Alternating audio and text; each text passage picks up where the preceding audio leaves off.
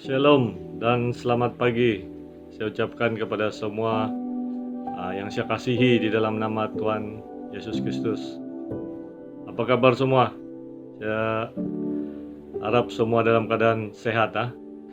Puji syukur karena kita diberikan kesempatan sekali lagi untuk kita bersama-sama dalam ibadah online yang kita adakan pada pagi hari ini. Dan puji syukur juga saya ucapkan kepada semua karena pada hari ini saya diberi kesempatan untuk membawa kita dalam doa pembukaan. Dan sebelum itu saya akan bawa kita dalam pengakuan iman Kristen. Jadi saya akan membaca pengakuan iman Kristen dalam suara yang kedengaran, dan jemaat semua ikut serta dalam di tempat rumah masing-masing ya. Oke, saya akan mulakan. Aku percaya kepada Allah, Bapa yang Maha Kuasa, Pencipta langit dan bumi, dan kepada Yesus Kristus, Anaknya yang tunggal, Tuhan kita yang dikandung daripada Roh Kudus, yang menderita di bawah pemerintahan Pontius Pilatus, disalibkan, mati dan dikuburkan. Dia turun ke dalam kerajaan maut, pada hari yang ketiga bangkit pula dari antara orang mati. Dia naik ke surga, duduk di sebelah kanan Allah, Bapa yang Maha Kuasa, dan akan datang dari sana untuk menghakimi orang yang hidup dan yang mati. Aku percaya kepada Roh Kudus, gereja yang kudus dan persekutuan orang kudus, pengampunan dosa, kebangkitan tubuh, dan hidup yang kekal. Tuhan Allah Bapa kami yang di sorga, Bapa yang kami kenal dalam nama Tuhan kami Yesus Kristus, terpuji, termulialah namamu Tuhan Yesus atas berkat, pimpinan, dan perlindungan-Mu sepanjang minggu ini Tuhan, di mana Engkau sudah memimpin kami baik dalam pekerjaan kami sehari-hari ini Tuhan. Kami bersyukur karena penyertaan-Mu, di mana Engkau sentiasa beserta kami dan memberikan kami perlindungan dan memberikan kami kesehatan, dan juga Tuhan tidak pernah meninggalkan kami walau dalam apa juga permasalahan yang kami hadapi. Tuhan terus menyertai kami. Terima kasih Tuhan Yesus atas berkat, pimpinan, dan perlindungan-Mu buat kami semua. Tuhan Allah Bapa kami yang di sorga, sebelumnya kami memulakan ibadah online kami pada pagi hari ini Tuhan. Saya mau berdoa dalam nama Tuhan Yesus Kristus agar penyertaan-Mu di dalam ibadah ini Tuhan. Tuhan dapat memimpin setiap acara yang sudah disediakan Tuhan. Kami mau berdoa buat semua yang akan memimpin dalam acara kebaktian pada pagi hari Tuhan. Kami berdoa buat yang memimpin dalam puji-pujian, begitu juga yang bermain musik, dan termasuk sekali Tuhan kami berdoa buat hamba-Mu yang akan menyampaikan firman-Mu juga Tuhan. Kami serahkan dia ke dalam tangan-Mu, biar apa juga yang akan dibawanya Tuhan melalui firman-Mu, agar semuanya itu daripada Engkau Tuhan. Dan begitu juga Tuhan kami berdoa buat jemaat-Mu yang berada di rumah masing-masing juga Tuhan. Kami serahkan semua mereka ini ke dalam tangan-Mu. Biarlah penyertaan-Mu terhadap mereka semua Tuhan. Mereka dapat menikmati apa yang akan mereka nikmati melalui kuasa Roh Kudus-Mu Tuhan. Terima kasih Bapa di sorga, dan kami berdoa juga buat ibadah di mana saja pada pagi hari ini Tuhan. Kami serahkan semuanya ke dalam tangan-Mu. Biarlah penyertaan-Mu Tuhan dapat menyertai semua ibadah melalui online Tuhan, agar semuanya mendapat berkat-berkat yang baik daripada Engkau Tuhan. Dan kami berdoa juga buat mereka yang dalam kesakitan pada saat ini Tuhan. Kami berdoa agar Tuhan dapat melawati mereka dan menolong mereka dan memberikan mereka kesembuhan Tuhan. Biarlah mereka dapat bersyukur atas kesembuhan yang mereka terima daripada Engkau. Terima kasih Tuhan Yesus, dan kami berdoa juga buat negara kami Malaysia Tuhan. Biarlah Tuhan dapat campur tangan dalam semua hal yang berkenaan dengan kerajaan Malaysia Tuhan. Biarlah Tuhan dapat memimpin setiap usaha mereka Tuhan untuk memulihkan semula ekonomi negara ini Tuhan. Dan begitu juga kami berdoa buat pandemik COVID-19 yang masih meningkat di negara kami ini Tuhan. Kami serahkan ke dalam tangan-Mu. Biarlah melalui kuasa Roh Kudus-Mu Tuhan, wabak penyakit ini dapat terus terhapus di negara kami Malaysia ini Tuhan. Dan begitu juga di seluruh dunia Tuhan. Biarlah melalui pertobatan semua umat-Mu Tuhan dapat penyakit ini dapat terus terhapus di muka bumi ini. Terima kasih Tuhan Yesus. Terima kasih Bapa di sorga atas semuanya ini Tuhan. Hanya kami serahkan semuanya ini di dalam nama Tuhan kami Yesus Kristus. Kami sudah berdoa. Haleluya. Amin. Terima kasih dan puji syukur.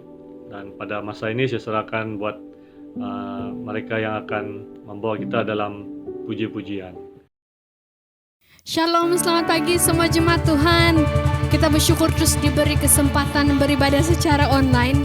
Mari pada pagi ini dimanapun setiap kita berada, kita terus katakan dalam nama-Mu Yesus ada kemenangan. Dalam nama-Mu Yesus ada pengharapan bagi setiap kami. Haleluya. Firman terangi jalanku, perisai iman di setiap waktu, lindungiku dari segala, tak pernah ku ragu karena Dia bersamaku, setia menjaga dengan kuasa mulia. Hanya di dalam nama-Nya Yesus, Dia sumber pengharapan di sepanjang hidupku. Hanya di dalam kuasa-Nya pasti tersedia kemenangan bagiku selama-lamanya. Haleluya. Kebenaran yang bebaskan setiap kita. Mari sama-sama kita naikkan. Kebenaran yang bebaskan selalu berikanku kekuatan hadapi segala tantangan. Tak pernah ku ragu karena Dia bersamaku, setia menjaga dengan kuasa mulia. Hanya di dalam nama-Nya Yesus, Dia sumber pengharapan di sepanjang hidupku. Hanya di dalam kuasa-Nya pasti tersedia kemenangan bagiku selama-lamanya. Benar Bapa, setiap kami percaya dalam nama-Mu Tuhan ada pengharapan. Di dalam kuasa-Mu Tuhan ada kemenangan setiap kami. Dalam nama-Nya ada pengharapan. Dalam kuasa-Nya kemenangan.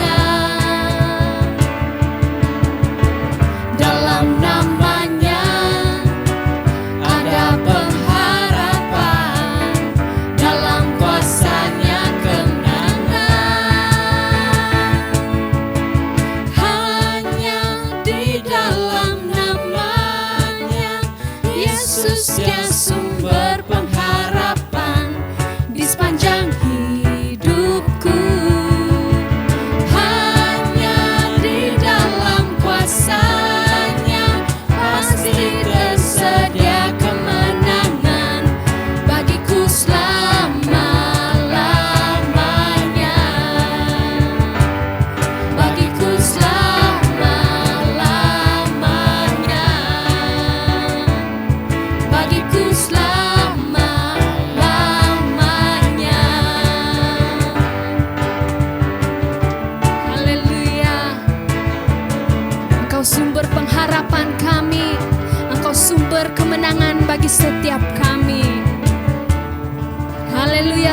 bersorai untuk Tuhan kita yang terus menjadi sumber pengharapan kemenangan setiap kita. Haleluya, benar Bapa. Engkau Tuhan kami yang setia. Kami ingin terus berserah kepadamu Tuhan. Engkau kekuatan perlindungan bagi setiap kami.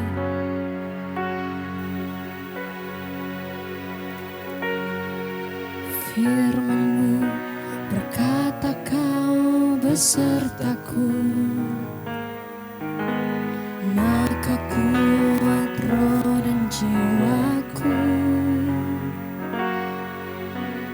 Tangan-Mu Tuhan selalu ku nantikan, di setiap langkahku percaya. Dengan sayap-Mu ku akan terbang tinggi di tengah badai hidup.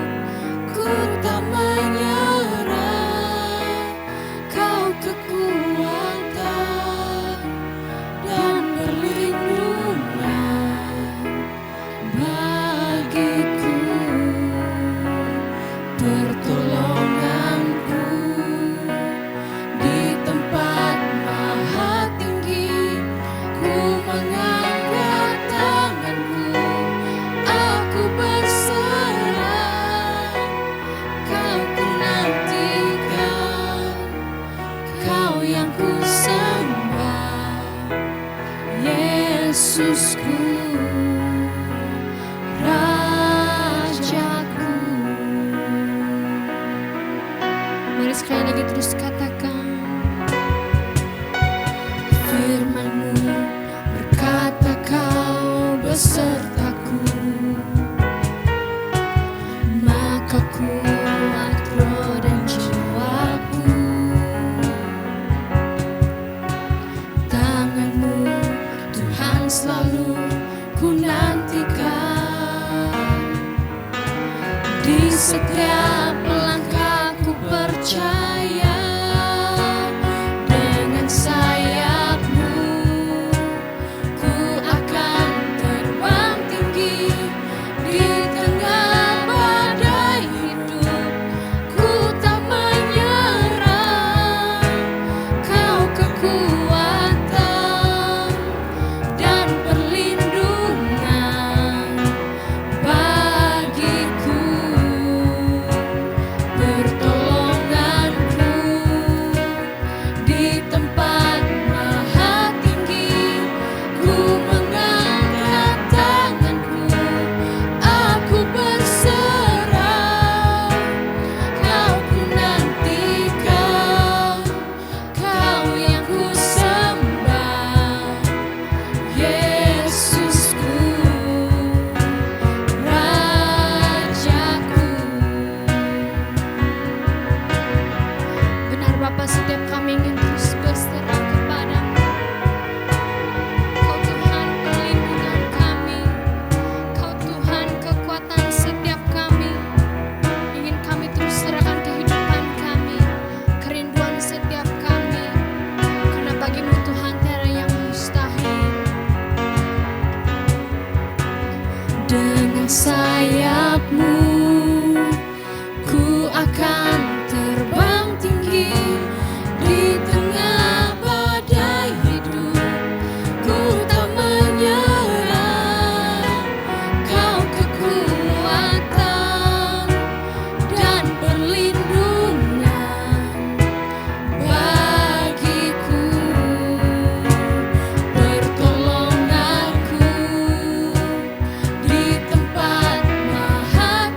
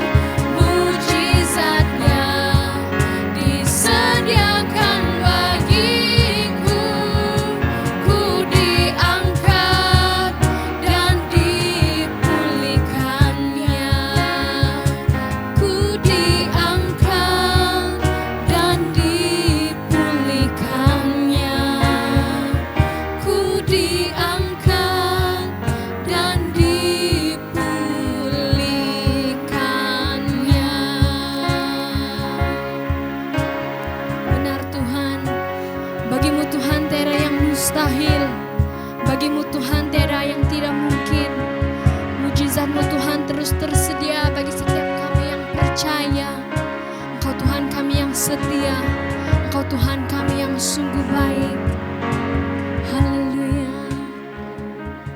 haleluya.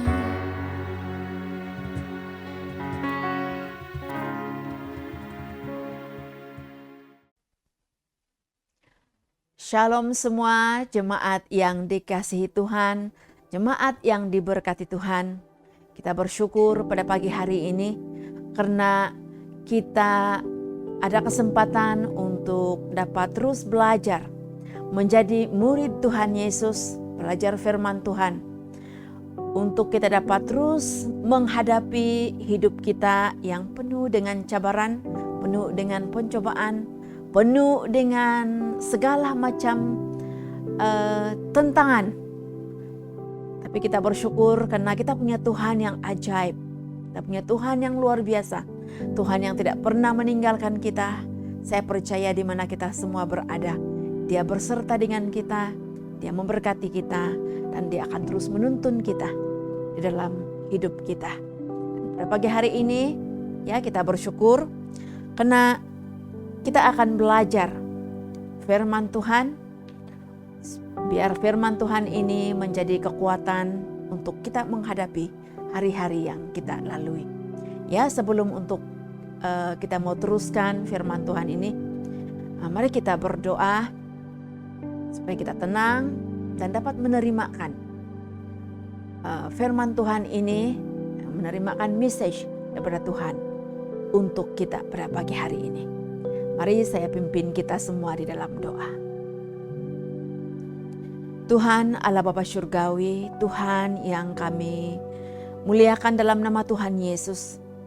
Kami bersyukur Tuhan untuk pagi hari ini. Pagi yang indah, kesempatan untuk kami untuk bersekutu dengan Roh Kudus-Mu Tuhan dan dapat belajar firman-Mu.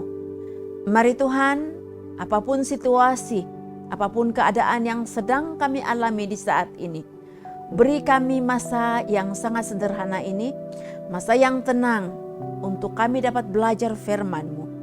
Kami mohon pimpinan daripada kuasa Roh Kudus Tuhan, supaya memberikan kami roh hikmat dan kebijaksanaan, supaya kami dapat peka kepada pimpinan Roh Kudus, kami dapat mengerti firman Tuhan, dan kami dapat aplikasikan firman Tuhan ini di dalam kehidupan kami. Biar nama Tuhan terus ditinggikan dalam hidup kami dikuatkan, kami diteguhkan, dan kami terus menjadi terang, menjadi berkat-Nya Tuhan di mana kami berada. Terpuji nama Tuhan, ini masa dan tempatnya Roh Kudus Tuhan untuk berkarya. Ambil masa dan tempat-Mu ya Roh Kudus untuk berkarya. Setiap kami dimanapun kami berada. Terpuji nama-Mu, dalam nama Tuhan Yesus kami sudah bersyukur dan berdoa. Amin. Haleluya, jemaat yang dikasihi Tuhan. Pada pagi hari ini, mari kita belajar menjadi murid Tuhan Yesus. Ya, kita belajar firman Tuhan. Saya senang untuk kita membuka dalam Alkitab. Mari kita buka bersama-sama di dalam Injil Matius pasal 4 ayat yang pertama sehingga ayat yang ke-11. Ya, ada 11 ayat yang akan kita baca bersama-sama. Dan seterusnya itu kita akan membaca juga di dalam Mazmur dalam 119 ayat 105. Jadi mari saya mulai membaca di dalam Injil Matius pasal yang keempat daripada ayat 1 sehingga ayat 11. Tajuk besarnya di sana adalah pencobaan di padang gurun. Ayat pertama saya mulai. Maka Yesus dibawa oleh Roh ke padang gurun untuk dicobai iblis. Dan setelah berpuasa 40 hari dan 40 malam, akhirnya laparlah Yesus. Lalu datanglah si pencoba itu dan berkata kepadanya, "Jika engkau anak Allah, perintahkanlah supaya batu-batu ini menjadi roti." Tetapi Yesus menjawab, "Ada tertulis, manusia hidup bukan dari roti saja, tetapi dari setiap firman yang keluar daripada mulut Allah. Kemudian iblis membawanya ke kota suci dan menempatkan dia di bumbungan bait Allah. Lalu Allah berkata kepadanya, "Jika engkau anak Allah, jatuhkanlah dirimu ke bawah. Sebab ada tertulis mengenai engkau, Ia akan memerintahkan malaikat-malaikatnya, dan mereka akan menentang engkau di atas tangannya, supaya kakimu jangan terantuk kepada batu." Ayat 7, Yesus berkata kepadanya, "Ada pula tertulis, janganlah engkau mencobai Tuhan Allahmu." Ayat ke-8, dan iblis membawanya pula ke atas gunung yang sangat tinggi dan memperlihatkan kepadanya semua kerajaan dunia dengan kemegahannya. Dan berkata kepadanya, "Semua itu akan kuberikan kepadamu jika engkau sujud menyembah aku." Ayat 10, maka berkatalah Yesus kepadanya, "Enyahlah iblis, sebab ada tertulis, engkau harus menyembah Tuhan Allahmu, dan hanya kepada Dia sajalah engkau berbakti." Ayat ke-11, lalu iblis meninggalkan dia, dan lihatlah, malaikat-malaikat datang melayani Yesus. Haleluya, kita teruskan pembacaan di dalam Mazmur Mazmur 119 ayat 105, satu ayat saja dikatakan, "Firman-Mu itu pelita bagi kakiku dan terang bagi jalanku." Sekali lagi, "Firman-Mu itu pelita bagi kakiku dan terang bagi jalanku."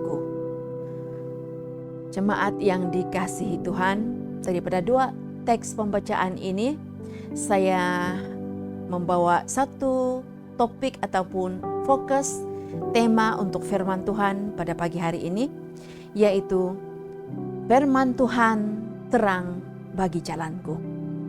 Ya, firman Tuhan terang bagi jalan kehidupan kita semua. Jemaat yang dikasihi Tuhan, apapun kehidupan yang kita hadapi sekarang ini, ya, saya percaya banyak perkara yang kita sudah lalui.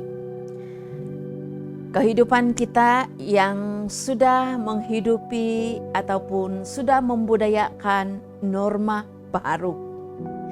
Perubahan demi perubahan itu sudah mulai kita lalui, kita alami, kita hidupi. Sehingga itu menjadi satu budaya dalam hidup kita, ya, new norms. Namun ada satu perkara yang daripada dulu, sekarang, dan sampai kepada kedatangan Tuhan Yesus yang kedua kali, Dia tetap sama. Saya percaya kita semua tahu apa dia. Itu adalah firman Tuhan tidak akan berubah sampai kepada kedatangan Tuhan Yesus yang kedua kalinya. Amin. Haleluya. Jadi untuk hari-hari yang kita lalui ini dalam hidup secara norma baru, kita diperhadapkan dengan cabaran-cabaran yang baru juga. Ya, cabaran-cabaran yang lebih mencabar lagi, level cabaran, tantangan yang lebih tinggi lagi. Dan secara global ini, ya, kita lihat masih kita di dalam pandemik, coba untuk atasi, coba untuk mengurangkan, coba untuk mau supaya ini semua dilupuskan di dalam hidup kita di dunia ini. Sedangkan di negara kita sendiri, ya, di Malaysia ini pun kita sendiri lihat peningkatan case di tempat kita masing-masing di Sabah. Haleluya, haleluya. Kita hanya boleh katakan itu kepada Tuhan. Karena kita tahu Dia adalah sandaran kita.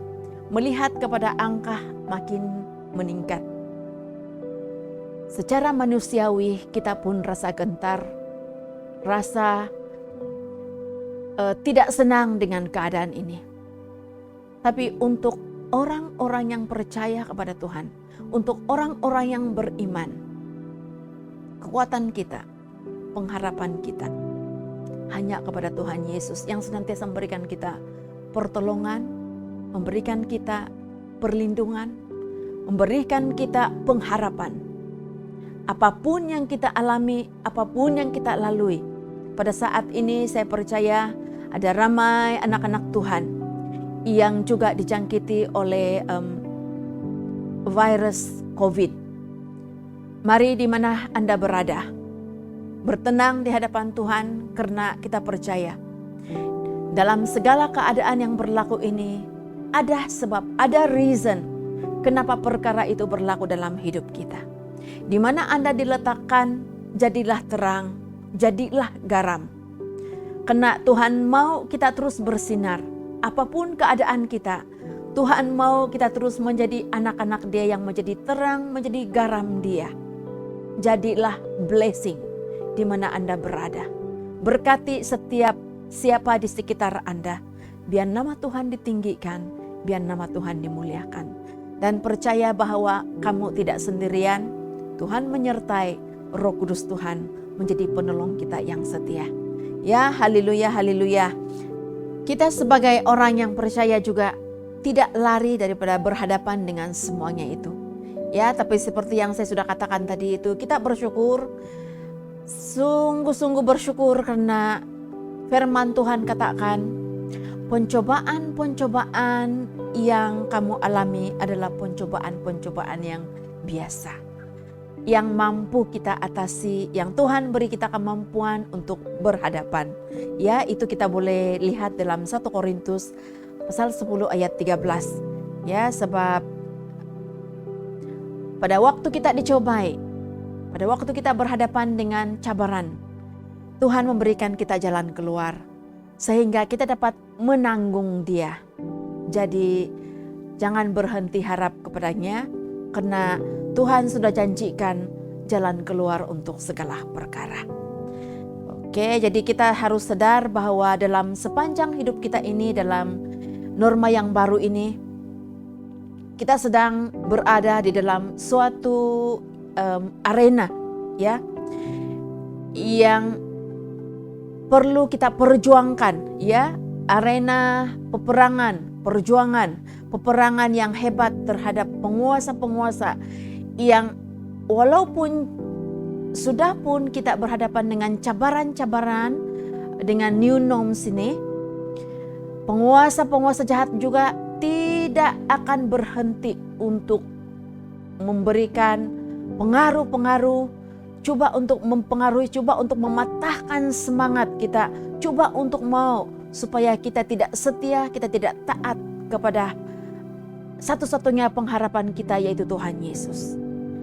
Jadi di dalam keadaan yang challenging ini, jangan lupa bahwa kita sebagai orang yang percaya, orang Kristen, orang yang beriman, ya, sepanjang hidup kita ini kita juga berada di dalam perjuangan-perjuangan, peperangan-peperangan yang berhadapan dengan penguasa-penguasa, penghulu-penghulu dunia, roh-roh gelap, roh-roh jahat. Itu kita boleh lihat di dalam Efesus 6 ayat 12. Jadi semakin challenging hidup kita, semakin iblis giat di dalam mau mematahkan semangat, membengkokkan ataupun menjatuhkan orang-orang yang percaya, berusaha untuk menghancurkan iman, berusaha untuk menghancurkan kesetiaan kita kepada Tuhan. Seperti mana teks yang kita sudah baca sebentar tadi di dalam Injil Matius, pencobaan di padang gurun, Tuhan Yesus sendiri dicobai oleh iblis. Tuhan Yesus sebagai seorang manusia, ya, yang hidup di dunia, dicobai secara daging, dicobai secara mata, dicobai secara keangkuhan. Ini ada 3 sisi pencobaan-pencobaan yang iblis coba ancam kita, yang coba dia pengaruhi di dalam hidup kita, yaitu kedagingan, ya, pengaruh mata dan juga keangkuhan. Jadi perkara-perkara ini telah iblis letakkan ataupun cobai Tuhan Yesus semasa pencobaan di padang gurun. Itu adalah teks yang kita sudah baca tadi. Dan situasi ataupun keadaan Tuhan Yesus semasa dicobai. Coba kita selami pelajari sedikit. Kalau ayat pertama itu dia katakan Tuhan Yesus dibawa oleh Roh Kudus di padang gurun untuk dicobai iblis. Ini ayat menunjukkan sesuatu kedaulatan, keilahian, kealahannya Tuhan. Ataupun ini menunjukkan Tuhan kita, Allah kita itu adalah berdaulat. Yang tidak kita ketahui, yang tidak kita dapat mengerti. Ya, di mana setelah peristiwa ini adalah setelah Tuhan Yesus dibaptis dan ada Roh Kudus turun di dalam hidup dia berupa burung merpati, ya. Setelah itu Tuhan Yesus dituntun, dibawa oleh Roh Kudus ke padang gurun dan untuk dicobai oleh iblis. Macam seakan-akan disengajakan saja. Kan, tapi inilah kedaulatan Tuhan. Kedaulatan Tuhan kita yang menjadi raja segala raja dalam hidup kita. Kita tidak dapat mengerti kedaulatan Dia, ya. Yang paling utama, mari kita percayai firman Tuhan ini. Karena firman Tuhan ini bukan untuk mau diuji, tetapi firman Tuhan adalah untuk kita mau percaya. Itu berlaku dan janji-janji Tuhan itu ada dalam kehidupan kita. Jadi di situasi saat Tuhan Yesus dicobai secara manusia, ya, dia dibawa di padang gurun. Di padang gurun dan dia berpuasa, dan semasa dia berpuasa 40 hari 40 malam, tidak makan, tidak minum, dan dikatakan di sana Tuhan Yesus lapar. Secara manusia dia lapar. Secara fisikal dia sangat lemah. Secara emosi dia sangat-sangat terganggu karena dia sangat lapar. Persekitaran dia di padang gurun, ya, kalau siapa yang pernah di padang gurun ataupun yang kita pelajari, padang gurun itu adalah suatu tempat yang pasir saja, gurun pasir, tidak ada tumbuhan hijau. Jadi ada suasana panas, suasana kering. Mungkin berada di situ. Jadi persekitaran yang tidak selesa. So, di saat dia dicobai oleh iblis, bolehkah kita bayangkan apa keadaan Tuhan Yesus pada saat itu? Keadaan secara fisikal dia, emosi dia, persekitaran dia yang tidak baik, semua pun terganggu. Mental, fisikal, emosi, semuanya terganggu.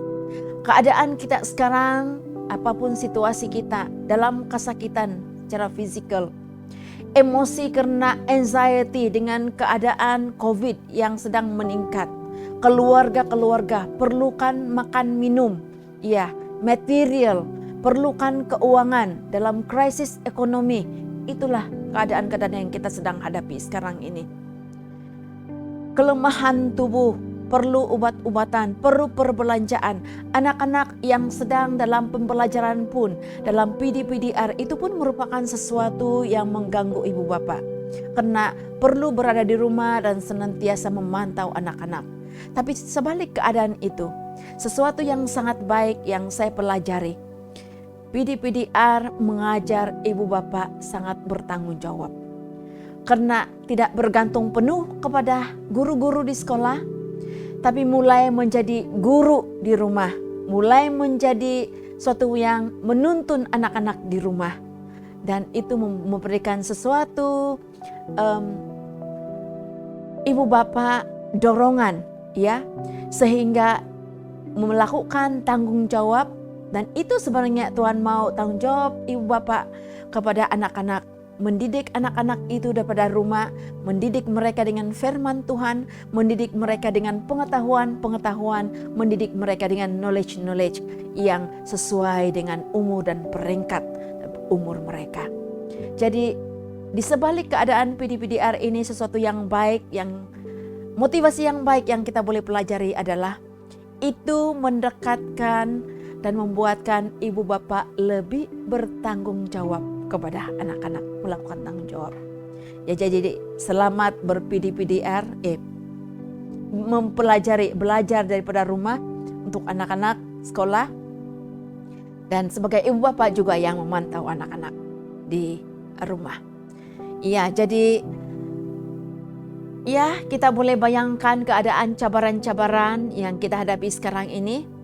Kalau kita boleh letakkan itu sebagaimana yang dihadapi oleh Tuhan Yesus, cabaran kita pada saat ini, namun cabaran kita itu sebagaimana firman Tuhan yang kita sudah katakan tadi, yang kita sudah baca bahwa pencobaan itu, cabaran itu tidak melebihi kekuatan kita, ya, masih kita boleh ada jalan keluar untuk segala perkara. Jadi mari selami, mari pelajari pencobaan yang dihadapi oleh Tuhan Yesus, situasi yang dialami oleh Tuhan Yesus, dan bagaimana Tuhan Yesus boleh berhadapan dengan cobaan yang diberikan oleh si pencoba itu ataupun si iblis itu. Ya, jadi mari kita menjadi murid Tuhan Yesus pada saat ini, belajar daripada Tuhan Yesus apa yang Tuhan Yesus lakukan. Bagaimana dia berhadapan dengan cobaan yang diberikan oleh si iblis sehingga dia berjaya melalui pencobaan ini. Ada 3 pencobaan yang diberikan kepada Tuhan Yesus oleh si pencoba, tapi ketiga-tiga pencobaan itu, apa yang Tuhan Yesus lakukan? Kalau kita masih ingat pembacaan kita tadi, dia katakan, pencobaan yang pertama itu dia katakan, firman Tuhan menyatakan manusia hidup bukan dari roti sahaja, tetapi dari setiap firman yang keluar daripada mulut Allah. Itu yang pertama. Kalau kita belajar, kalau kita tengok lagi pencobaan yang kedua dan pencobaan yang ketiga, Tuhan Yesus menjawab di sana, ada tertulis. Ya, dia menggunakan firman Tuhan. Kata-kata Tuhan Yesus ini menunjukkan bahwa kita manusia, ya, kita semua ini, kekuatan kita, pengharapan kita, keselamatan kita, hidup kita ini tidak bergantung dan tidak terletak kepada makanan semata-mata, tetapi kita hidup karena firman Tuhan. Firman Tuhan yang telah Tuhan ucapkan, yang menciptakan kita sebagai manusia segambar dengan gambar Allah, yang dia hanya katakan, yang dia keluar dari mulut Allah, terciptalah. Mari kita jadikan, ya, itu semua adalah masa-masa kita diciptakan. Dan firman itu juga lah yang memberikan kita kehidupan sampai saat ini. Namun apa yang pencoba ini coba lakukan? Iblis menggunakan firman Tuhan. Ya, iblis dia katakan, ada tertulis. Ya, dia pun katakan ada tertulis. Namun Tuhan Yesus menjawab juga yang ada pula tertulis, ada juga tertulis. Ya, itulah cara Tuhan Yesus menjawab. Maksudnya di sini, bila iblis mencobai Tuhan Yesus dengan menggunakan firman Tuhan, Tuhan Yesus menjawab semuanya itu ataupun mengalahkan tipu muslihat iblis itu dengan firman Tuhan. Apa pelajaran yang kita temui di sini? Berhati-hati dengan keadaan kita sekarang ini. Karena adanya rupa-rupa iblis, ya. Adanya rupa-rupa yang menyerupai dan menggunakan firman Tuhan untuk membutai orang-orang yang percaya. Sehingga kita katakan, oh oke, dia gunakan firman Tuhan juga untuk mana tahu mengobati, memberikan kelegaan, memberikan kita jalan keluar. Inilah cara dan inilah teknik-teknik si iblis, si pencoba sekarang ini. Ya, bukan sepertinya Tuhan Yesus berhadapan dan soal jawab, tetapi tanpa kita sadari pengaruh-pengaruh si iblis dia gunakan firman Tuhan. Jadi apa yang kita harus lakukan? Kita harus mempelajari firman Tuhan, kita harus mengerti firman Tuhan. Itulah cara kita bagaimana untuk menghadapi pengaruh-pengaruh daripada si iblis. Ya, jadi pelajaran apakah yang kita pelajari daripada peristiwa mengenai dengan pencobaan daripada di padang gurun, ya, Tuhan Yesus dicobai oleh si iblis. Ada dua yang saya boleh katakan di sini, ya, dua perkara besar ataupun yang boleh kita pelajari. Satu itu adalah musuh terbesar kita adalah iblis. Apapun yang berlaku sekarang ini, even though sekarang ini COVID dalam pandemik, ya, tapi Tuhan boleh guna pakai semuanya itu, iblis boleh guna pakai dan manipulasi semuanya itu untuk memberikan kita pengaruh-pengaruh yang tidak baik, yang membuatkan kita sehingga, oh ini COVID, ini vaksin, membuat orang sakit, membuat orang mati, sehingga orang takut mau pergi ambil vaksin.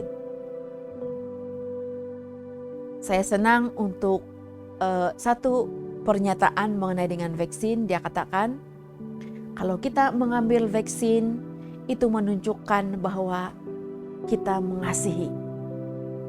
Kita mengasihi diri kita karena kita tidak, tubuh kita ini adalah baitnya Roh Kudus. Kita tidak mau mencederakan dia. Ya, kita mau mengambil vaksin karena kita tahu Tuhan boleh guna pakai vaksin tersebut untuk menjaga tubuh kita. Ya, satu lagi untuk kita supaya kita menjaga orang-orang yang dikasihi, orang-orang di sekitar kita. Jadi saya senang dan saya bersetuju dengan pernyataan ini. Jadi mari berpikir dan ambil tindakan yang sebaiknya. Tanya Tuhan, kalau masih ragu-ragu dengan saranan daripada kerajaan. Karena saya percaya Tuhan kita memakai kerajaan untuk memberikan kita peraturan-peraturan. Jadi mari saya sarankan untuk kita terus mematuhi apa yang diaturkan, diperintahkan oleh kerajaan. Karena kerajaan surga mempergunakan kerajaan dunia ini, ya, untuk mengatur kita, untuk menuntun kita sementara kita masih di dunia ini. Oke, jadi ingat musuh terbesar kita itu adalah iblis, segala manipulasi iblis. Mari kita tutup itu dengan kita lebih dekat lagi kepada Tuhan, lebih kita mempercayai kepada firman Tuhan. Karena dalam Injil Yohanes ayat 10 mengatakan, pencuri datang untuk mencuri, membunuh, membinasakan. Itu pekerjaan iblis. Sampai kita terbunuh, iman, percaya, kesetiaan kita, sampai binasa kesetiaan kita di hadapan Tuhan, barulah dia berhenti. Namun Tuhan katakan, aku datang supaya kita mempunyai hidup. Mari kita terus berserah dan berharap kepada Tuhan. Perkara kedua, pelajaran kita adalah Roh Kudus dan firman Tuhan digunakan secara tepat untuk mengarahkan ataupun mengalahkan pengaruh dosa dan pencobaan daripada si iblis. Ingat tadi ayat pertama dalam Injil Matius di mana Roh Kudus Tuhan ataupun Tuhan Yesus dituntun oleh Roh di padang gurun, ya, untuk dicobai oleh iblis. Itu ayat pertama di dalam Injil Matius pasal 4 ayat pertama. Itu adalah suatu pekerjaan Roh Kudus. Roh Kudus Tuhan ada bersama-sama dengan Tuhan Yesus pada saat itu. Jadi Tuhan Yesus gunakan firman Tuhan untuk mematahkan setiap pengaruh, setiap panah daripada si jahat. Dan perkara kedua, pelajaran kedua yang kita pelajari adalah kalau kita boleh gunakan Roh Kudus, firman Tuhan itu digunakan secara tepat untuk mengalahkan pengaruh dosa dan pencobaan.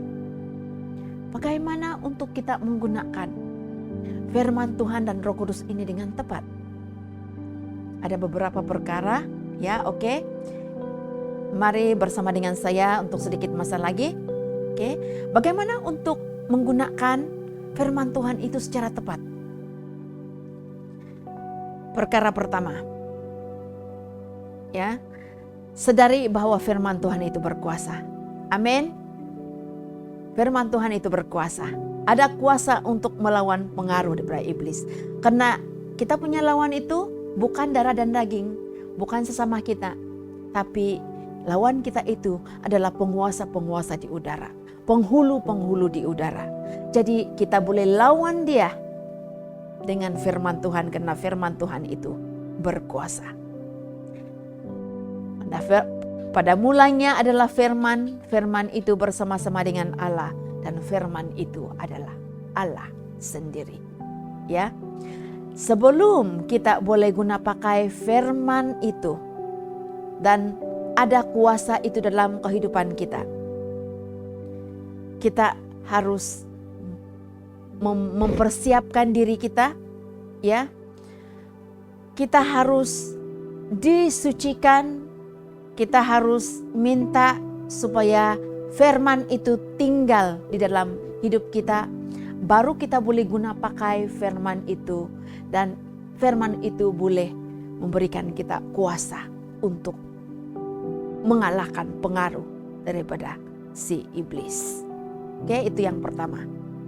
So, ambil firman Tuhan, letakkan itu dalam hati kita, ya, tinggal di dalam diri kita.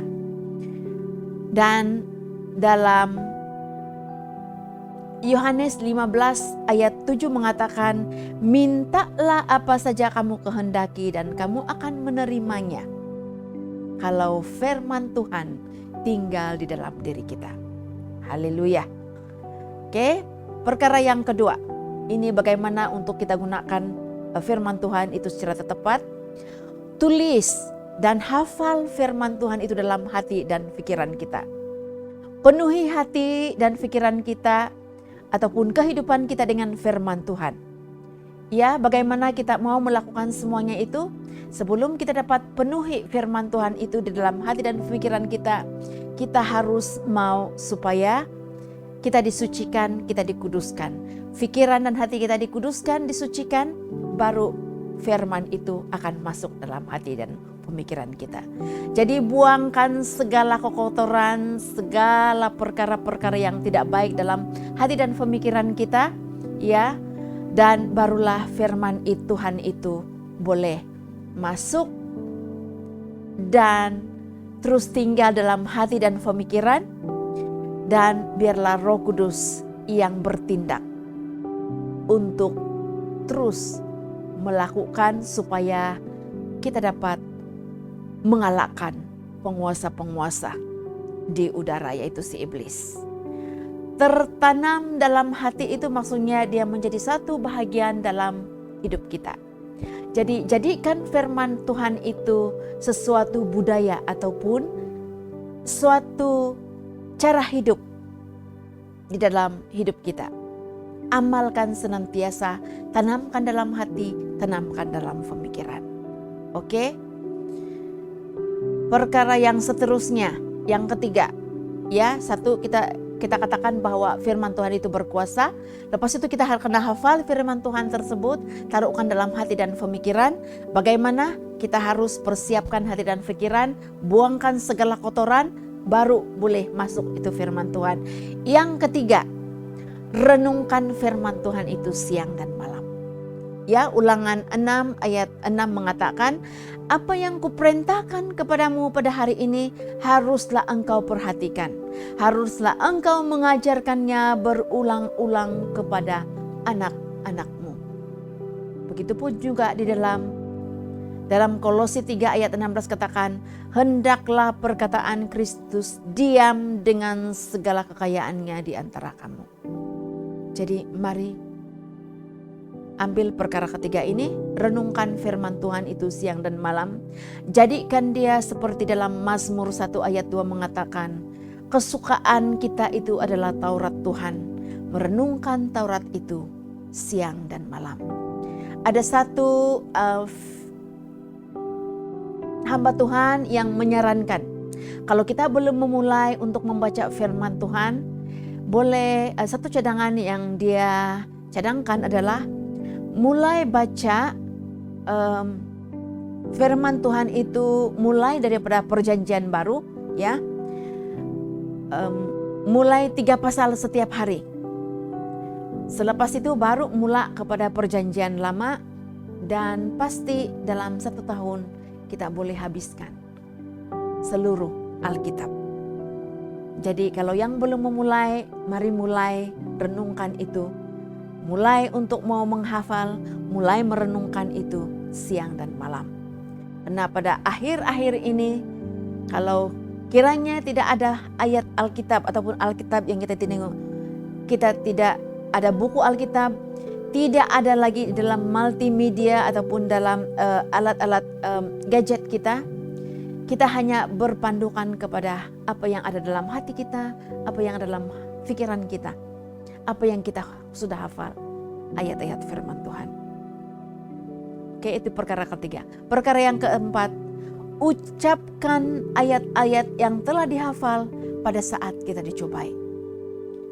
Ini kita boleh lihat contoh semasa Tuhan Yesus dicobai dalam ayat 7 dan ayat 10. Dia katakan dalam ayat 7, janganlah engkau mencobai Tuhan Allahmu. Nah, itu yang dia katakan. Ayat 10 dia katakan, enyahlah engkau iblis. Jadi kita boleh guna pakaikan firman Tuhan yang kita hafal untuk mengusir iblis, untuk mau menegakkan kebenaran firman Tuhan. Jadi guna pakai, ucapkan ayat-ayat yang kita hafal itu pada saat kita dicobai oleh iblis. Perkara yang kelima, sedari dan taati dorongan Roh Kudus untuk mematuhi firman Tuhan. Dalam Roma pasal 8 ayat 12 mengatakan, kita ini adalah orang-orang yang berhutang. Bukan kepada daging supaya kita hidup menurut daging. Jika kita hidup menurut daging, kita akan mati. Tapi jika oleh Roh kamu mematikan perbuatan-perbuatan tubuhmu, kamu akan hidup. Ayat 14, semua orang yang dipimpin Roh Allah adalah anak Allah. Jadi mari kita taati dorongan Roh Kudus untuk mematuhi firman Tuhan. Jangan kita hidup menurut daging. Oke? Mari dituntun oleh Roh Kudus supaya kita adalah anak-anak Tuhan. Perkara keenam dan yang terakhir. Pagari semua langkah-langkah yang di atas tadi itu, ya, dengan doa. Dalam segala doa dan permohonan, berdoalah setiap waktu dalam roh. Berjaga-jagalah dalam doamu dengan permohonan yang tidak putus-putus untuk segala orang kudus. Itu firman Tuhan. Jadi untuk 6 perkara, bagaimana kita harus gunakan firman Tuhan dan Roh Kudus ini secara tepat untuk mengalahkan iblis. Mari kita coba aplikasikan itu dalam kehidupan kita. Di saat-saat pandemik ini, banyak perkara yang kita hadapi. Tapi saya percaya apapun yang kita hadapi, akui bahwa Tuhan adalah Tuhan atas seluruh kehidupan kita. Dia adalah Allah yang kita sembah, yang menjadikan langit, bumi. Sedang kita ini adalah ciptaan Dia. Dan bila Dia berfirman, segala sesuatu, tidak hanya Dia menjadikan segala sesuatu, tapi Dia mengatur, Dia mengawasi, Dia menjaga. Dan Dia mau atur supaya masing-masing, seperti kita ini manusia yang ciptaan tangan Dia, Dia atur, Dia awasi, Dia jaga. Masing-masing kita akan tetap berjalan mengikut kehendak-Nya Tuhan. Rancangan-Nya yang penuh dengan harapan, penuh dengan kebahagiaan. Inilah kedaulatan Tuhan dalam hidup kita. Dia menguasai secara mutlak setiap kejadian, setiap peristiwa yang kita alami. Jadi segala sesuatu terjadi, terlaksana, apapun itu secara langsung disebabkan olehnya dan dengan seizinnya Dia.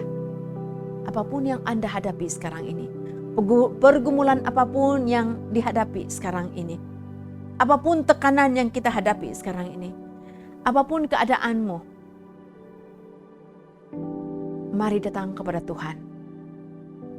Karena Dia tidak mengecewakan kita. Tiada sesuatu pun yang masuk ataupun yang ada di luar sejarah yang tidak ada di dalam pengawasannya Allah. Maksudnya semuanya itu dalam tuntunannya Tuhan, semuanya itu dalam pengawalannya Tuhan. Seluruh bumi ini adalah ciptaannya, manusia ini adalah manusia yang Dia kasihi, ciptaan Dia. Setiap segala apapun yang berlaku dalam diri kita ini, Dia tahu, Dia kenal kita, Dia akan tuntun kita.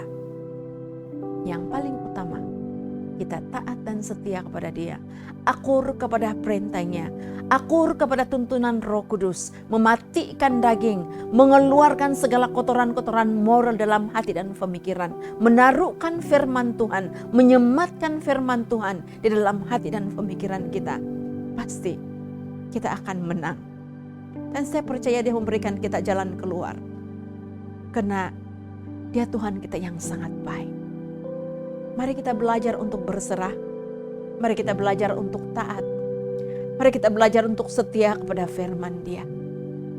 Tuhan ada di pihak kita.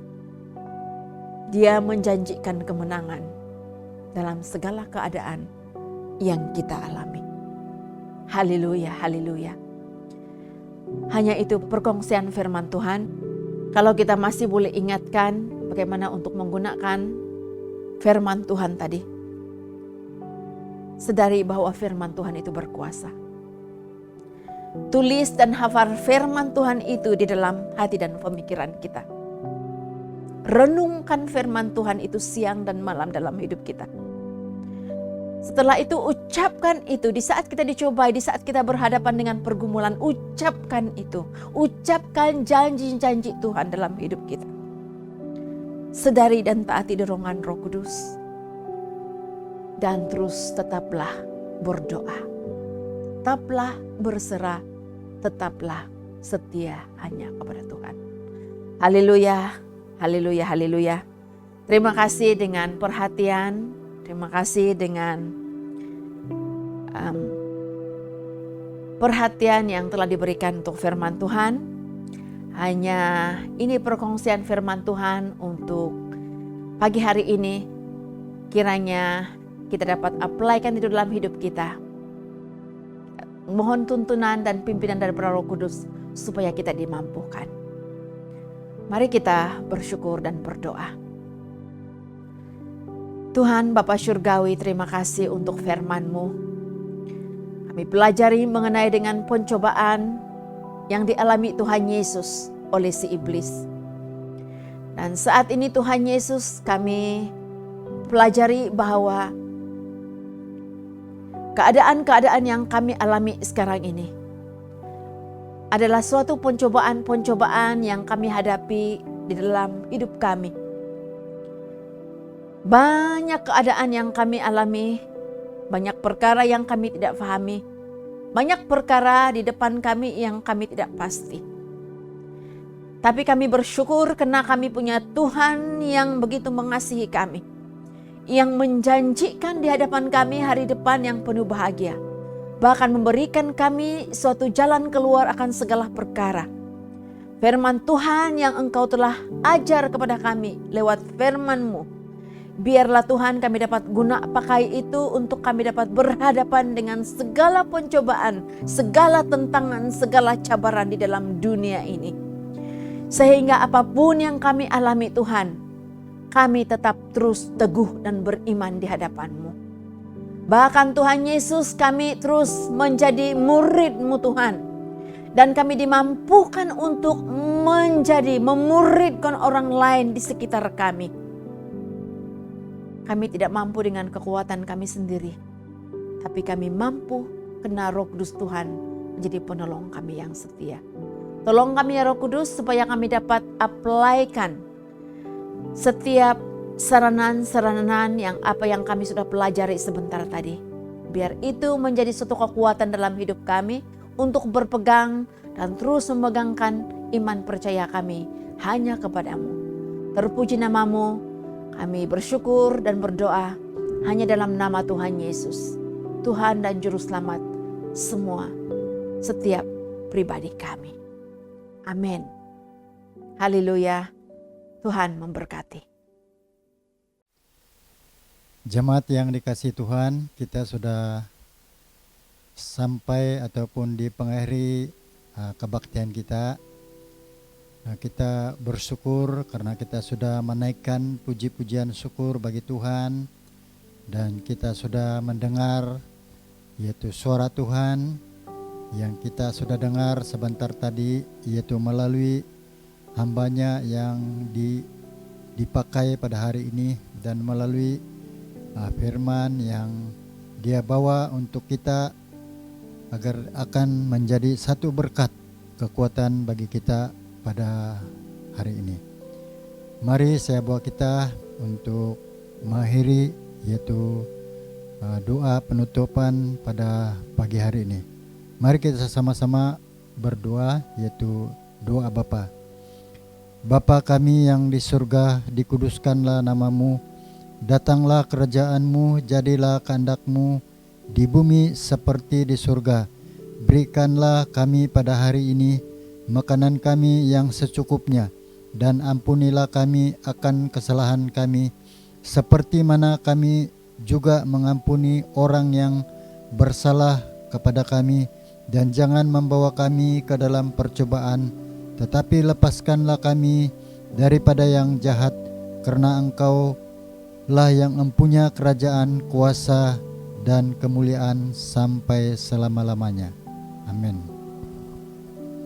Bapa kami yang ada di dalam surga, kami bersyukur kepadamu pada pagi hari ini. Kami sudah mendengar suara Tuhan, kami sudah menaikkan puji-pujian syukur bagimu. Dan saat ini Tuhan, sebelumnya kami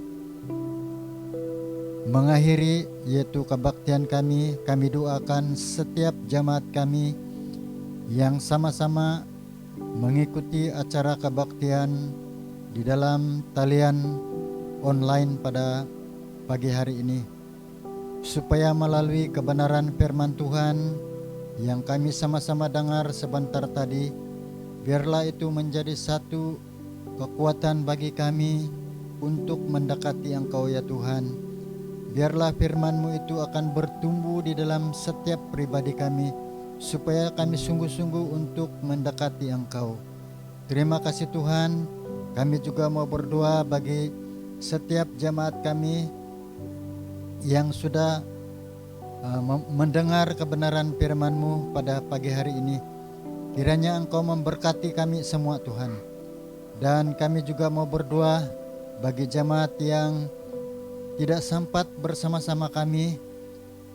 Kami tidak tahu apa permasalahan yang mereka hadapi, Tetapi kami percaya Roh Kudus-Mu akan berbisik di dalam hati mereka Tuhan, sama ada itu melalui penglihatan mereka, sama ada melalui yaitu mimpi yang Tuhan berikan kepada mereka.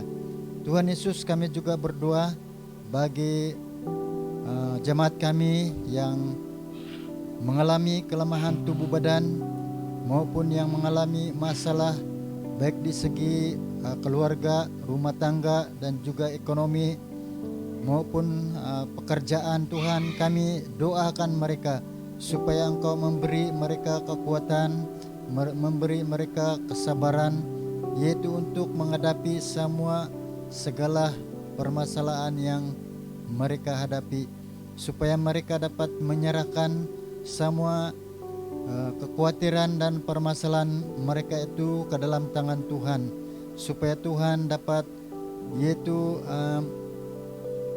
mengasihi mereka dan mendengar setiap seru doa mereka kepada Engkau. Terima kasih Tuhan.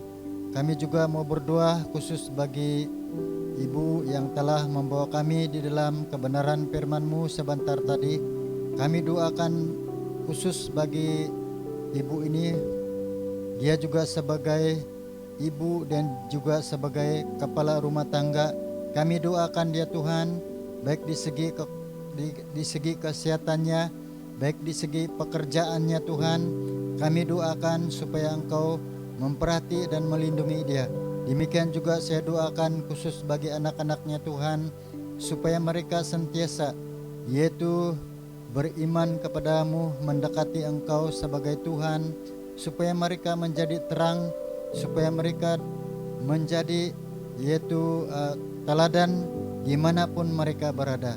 Terima kasih Tuhan Yesus, kami percaya dan kami yakin bahwa firman-Mu yang hidup ini akan bertumbuh di dalam setiap pribadi kami.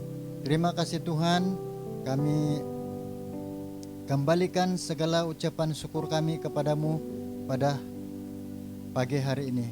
Tuhan Yesus, kiranya Engkau memberkati kami dengan berkat kemuliaan, dengan sinaran daripada Tuhan Yesus Kristus, supaya kami bersatu di dalam persekutuan, yaitu dengan Allah Bapa, Anak dan Roh Kudus. Terima kasih Tuhan, kami mengucap syukur semua ini dalam nama Yesus kami sudah berdoa. Semua kita yang percaya katakan amin. Terangi jalanku, perisai iman di setiap waktu,